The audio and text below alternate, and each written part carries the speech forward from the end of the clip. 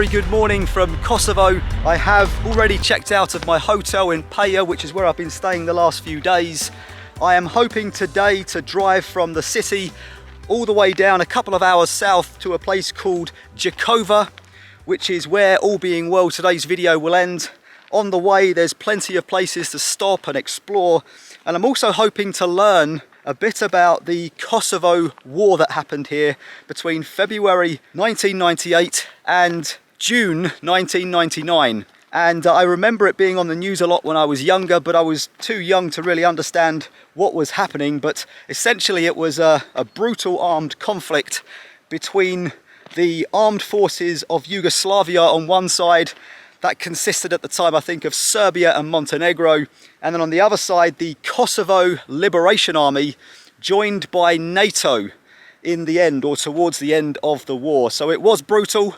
And as said, we're going to learn a bit about it en route. It's a very complicated war, so I don't want to seem like I'm oversimplifying it or anything like that. But we'll learn what we can and talk about some of the bits along the way.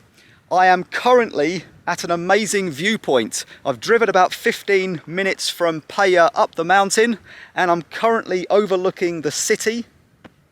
It is a little bit stormy, but it is a hot day. And as said, this is quite a new viewpoint because the road that I used to get here, you can see it's winding up the mountain there. It is tarmacked all the way until we get to this point here. You can see just down there, it begins a gravel part of the road, and I think they are still building this section. You can see there is my car doing all the work on this trip so far, doing me proud. And that is where the road in the future will head up. You can almost see where they have prepared the route, and I believe if you follow this road in the future, it will wind down these mountains and head out towards the Rogova Canyon, may end up in it. So if you come back in the future, it's going to be a good one. But I think what I'm going to do is get on the road and start driving, see what we can find.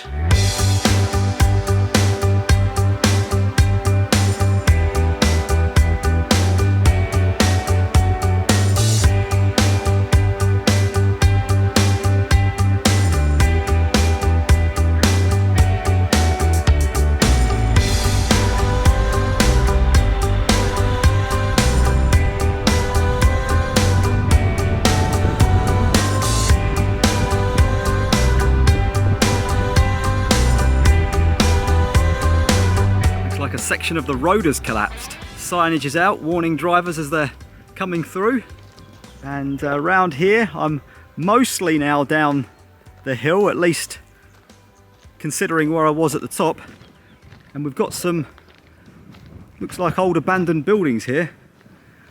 Now it is worth noting that in Kosovo the government here do say that you should stick to trails because there are unexploded landmines still in the country. So if you go walking off trails, you don't know where you're walking, potentially you may end up triggering one or going into an area where they are still prevalent.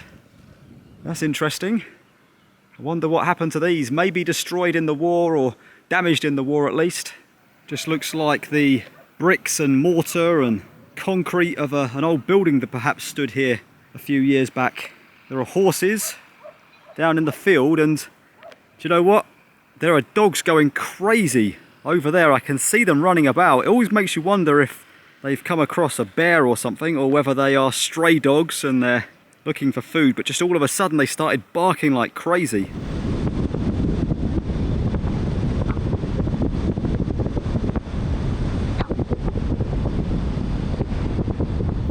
Problem is, I keep stopping at the moment, seeing things on the side of the road that just stoke my interest.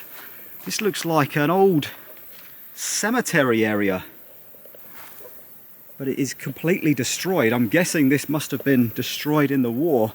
If we go over here, see the date on this. Yeah, so someone, I believe, lived 1905 to 1959, and then you can see just completely, I mean, that's not even sort of weather damage or anything, that is just complete destruction. And the photographs that I guess were in there, completely gone.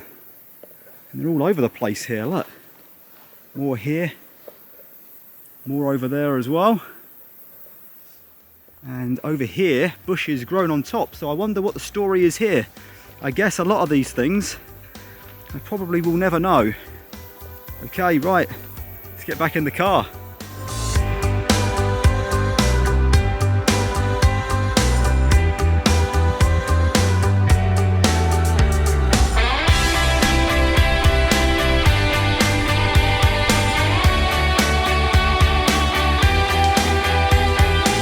This is the Visoki Decani Monastery, a Serbian Orthodox monastery here in Kosovo.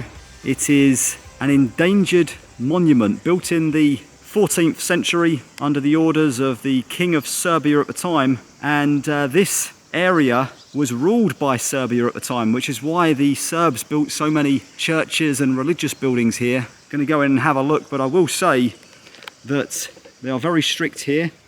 You must have trousers on. So I have got some hiking trousers with me that I've just slipped on, which is all good. It is under K4 protection, which is essentially military protection here. You have to go through passport control, and then soldiers allow you in. You're not allowed to film any of that, of course. As said, this was built in the early part of the 14th century. Now, since the Kosovan War here, there have been a number of grenades that have been launched at this monastery because of civil unrest between the Albanian and Serbian populations here in the country. But it is quietened down a little bit now. Okay, it says here the use of cameras and video equipment is prohibited inside the monastery, so I won't be able to show you inside, but I'm glad I could just give you a glimpse of what it actually looks like here. It is definitely spectacular. There is the main church building. I'm going to go in, as I said. I can't show you, but I've got a feeling it is going to be something special. Clearly there is a real threat of violence here because there are lots and lots of military soldiers walking around with machine guns and just patrolling around the place. I can't show them on camera for obvious reasons. Anyway, the church is behind me. I've just been inside. It was magnificent, definitely worth doing if you're in the area. Lots of wonderful frescoes on the walls. You could just look at them all day really. They're colourful and vibrant. Unfortunately, as I said, no photos or video, so I am going to now, I think, leave, take these trousers off. It's another hot day here, and get back on the road.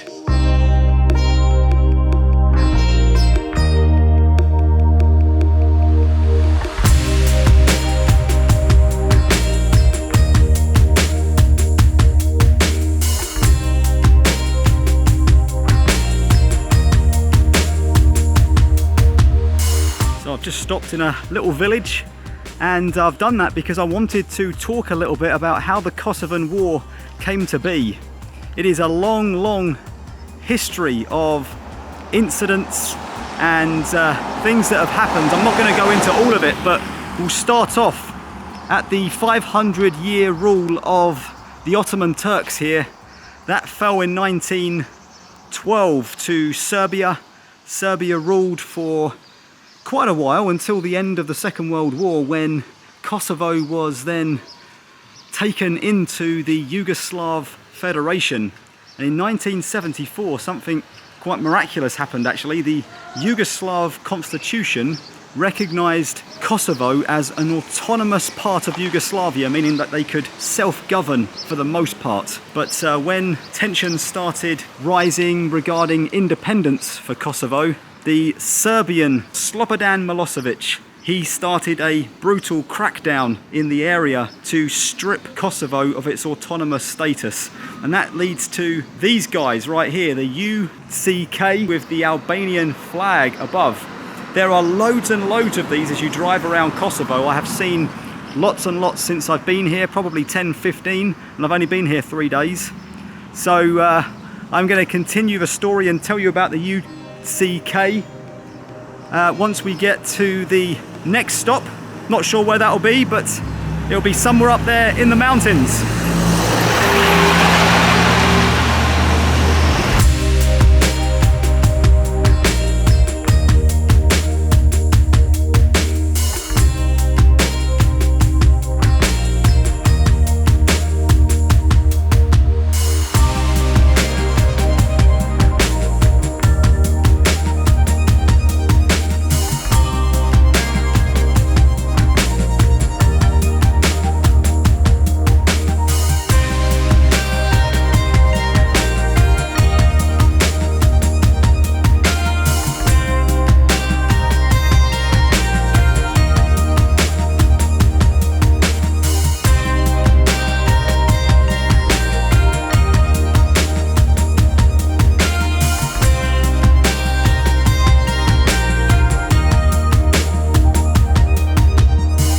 So when the Federation of Yugoslavia removed the autonomy from Kosovo, the people in Kosovo wanted their rights back.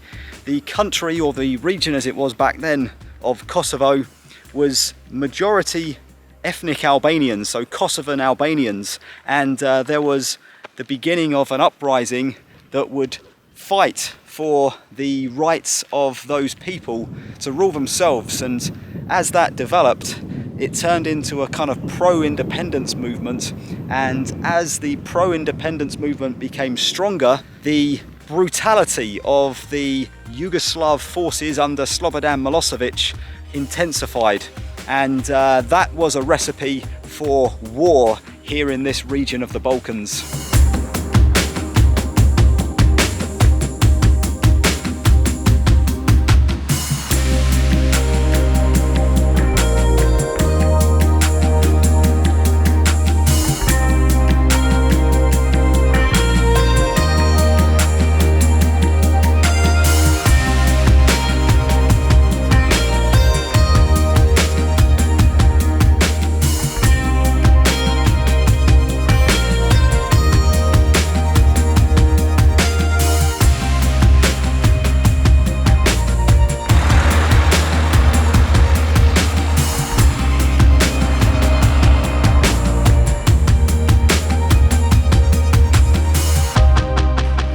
Made it to perhaps my last memorial garden here, dedicated to UCK soldiers.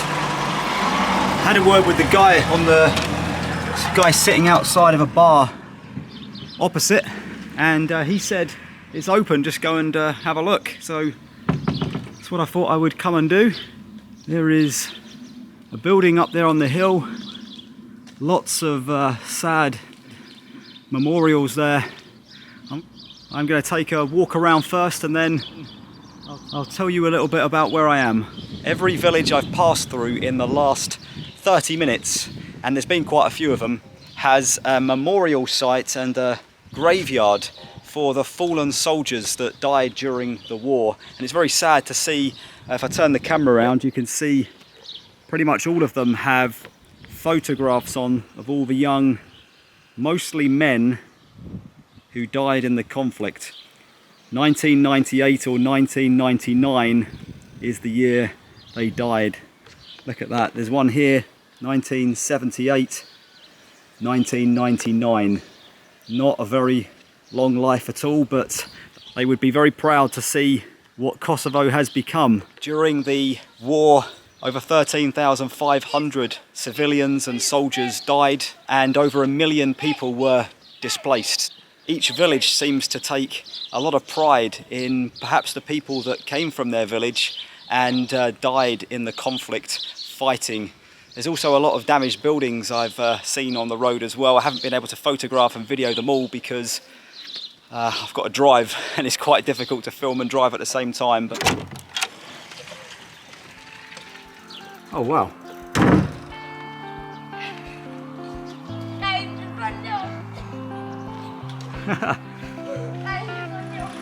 We have some cows on the road. I'm not sure what the techniques are to get them out of the road, to be honest. There is a guy trying to get past, very patiently. My car's over there, hopefully they don't kick my car.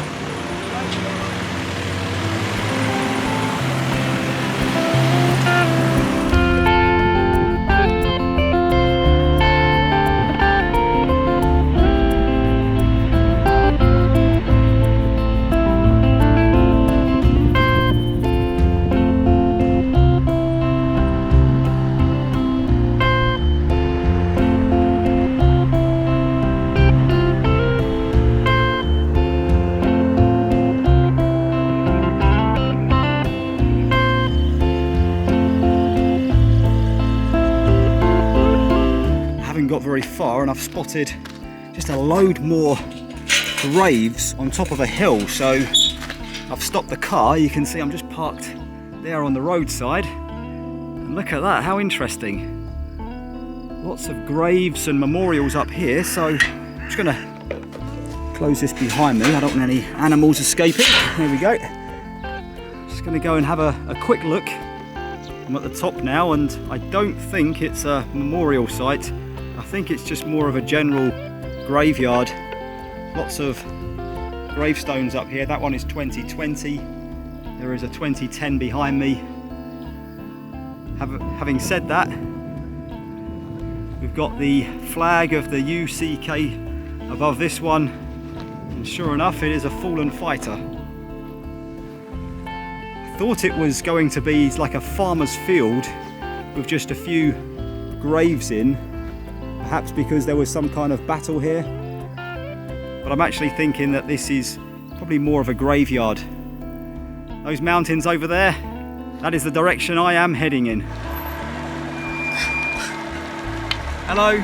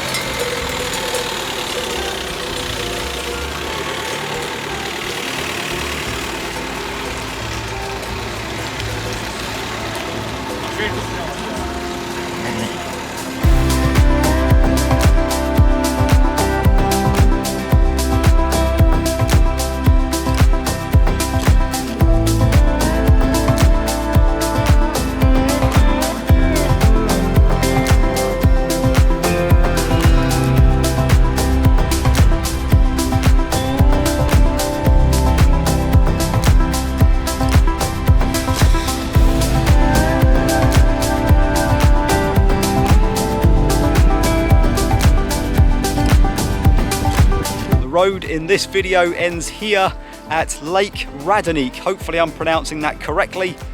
The lake is behind me. It is Kosovo's second largest lake. It is artificial, believe it or not.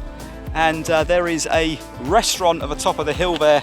I walked through it to get down here. It smells very good, I've got to say. I may be tempted to have something to eat after the video ends. From here I'm heading to Gjakova, and I'm going to hopefully do a bit of exploring there. It's 6 o'clock already, so I haven't got much time, but after that I will make my way down to Prizren. I'll probably get there quite late, but I'll put all of that in the next video.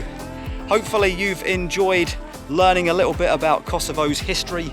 The war here was very sad, but the people that laid down their lives didn't do so in vain. It is now a free, democratic country with all these amazing things to see and do. So thanks for watching the video. I will see you in the next one.